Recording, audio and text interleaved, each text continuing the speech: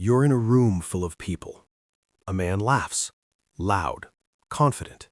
Everyone turns. He tells a story, wins the room in under a minute. Later, you realize something strange. You don't remember what he said, only how he made you feel. That's not an accident. There's a quiet system running underneath a lot of male behavior. Not all men, not always consciously, but often enough to shape conversations, relationships, even entire lives. And it doesn't look dark on the surface.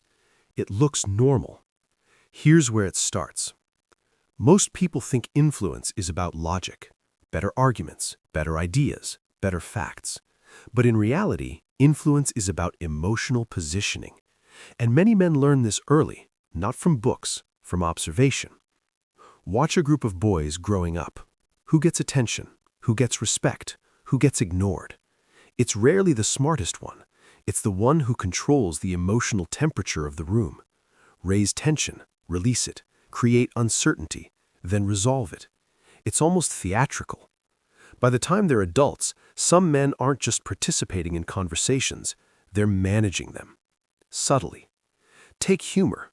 On the surface, it's harmless, just jokes. But humor can be a dominance tool. A well-timed joke can lower someone's status instantly. A sarcastic comment can test boundaries without looking aggressive. If you laugh, you accept it. If you react, you look sensitive. It's a perfect trap. And here's the part most people miss. The goal isn't always to win.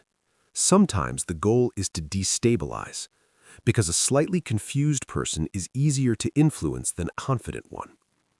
This shows up in something called frame control. Who defines what's happening in an interaction? If a man labels you as too serious, suddenly you're defending your personality. If he calls something just a joke, he controls the rules of engagement. Same words, different frames, different outcomes. Now zoom out. In dating, this becomes even more precise. There's a pattern you'll see again and again. Step 1, attention. Step 2, withdrawal. Step 3, re-engagement. It looks chaotic, but it's structured. Psychologically, this taps into something simple. Uncertainty increases emotional investment. If someone is always available, your brain relaxes. If someone is unpredictable, your brain pays attention. It's not love, it's pattern recognition mixed with reward anticipation. Almost like a slot machine. You don't know when the next win is coming, so you keep playing. And some men know exactly how to create that loop. Not because they're evil masterminds, but because they've learned, consciously or not, that consistency is less powerful than contrast. Warm, cold, warm again. It feels intense, but intensity is not the same as connection. Now here's where it gets uncomfortable. A lot of this behavior isn't planned, it's adaptive. Men are often rewarded for control. Control of emotions, control of situations, control of perception. So they build systems around it. Even silence becomes a tool. Ever noticed how powerful a pause can be? Say less, let the other person fill the gap. People reveal more when they're uncomfortable with silence. It's not manipulation in the obvious sense. It's leverage. And leverage doesn't need force. It just needs timing. There's also the illusion of scarcity. If something feels limited, it feels valuable. So what happens when a man appears busy, distant, slightly unavailable? He becomes scarce, and scarcity triggers pursuit. But here's the twist. The scarcity doesn't have to be real. It just has to be perceived. Now contrast this with reality.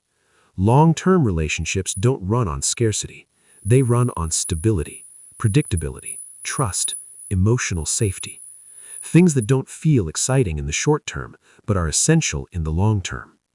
So you get this strange contradiction. The behaviors that create attraction are often different from the behaviors that sustain connection. And that gap is where a lot of confusion lives. Because people chase the feeling, not the structure. And some men understand this gap better than others. They know when to be intense, when to pull back, when to say just enough, and when to say nothing at all. It looks natural, but it's calibrated. Now here's another layer, status signaling. Not just money or success, but subtle cues.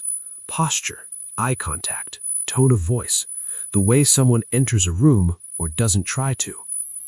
High-status behavior is often quiet. No need to prove, no need to chase, and that alone creates gravity. People move towards it. But here's the irony. Real confidence and performed confidence can look identical. One is stable, the other is strategic. And unless you pay attention over time, you can't tell the difference, because both feel convincing in the moment. Now let's talk about emotional detachment. There's a common belief that men who care less win more. And in short-term dynamics, that can appear true, because emotional independence signals power. If you don't need the outcome, you can control the interaction. But there's a hidden cost. Detachment protects you from loss, but it also limits depth. You can't fully connect if you're always holding distance as a strategy. So what looks like control can quietly become isolation. And that's the part nobody advertises. Not in advice, not in social media, not in stories.